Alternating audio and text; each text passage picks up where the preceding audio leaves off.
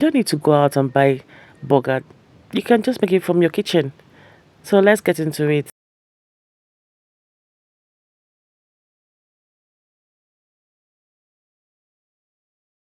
Into your glass bowl, add your minced meat. Then you add your breadcrumbs. The breadcrumbs is to help the meat patty to be soft, moist, and not dry and strong. Next, you add in your eggs, seasoning cubes, garlic, oyster sauce. This is optional. You add in your paprika.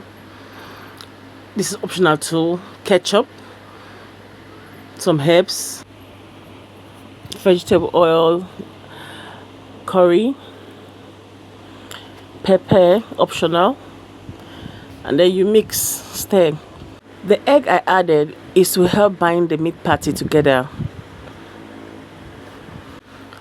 Oil your pan to prevent your beef patty from sticking to the pan.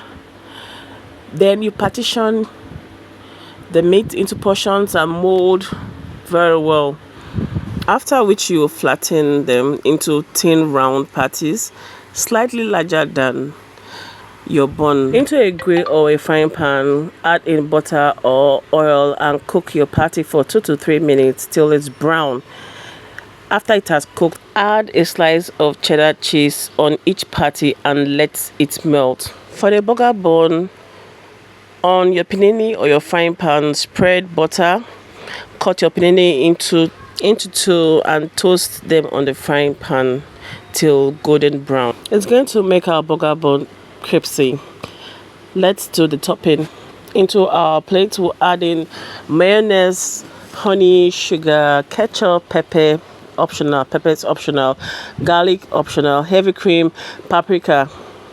You can add in herbs if you wish. Give our mixture a stir and head on to prepare tomato, lettuce, and cucumber.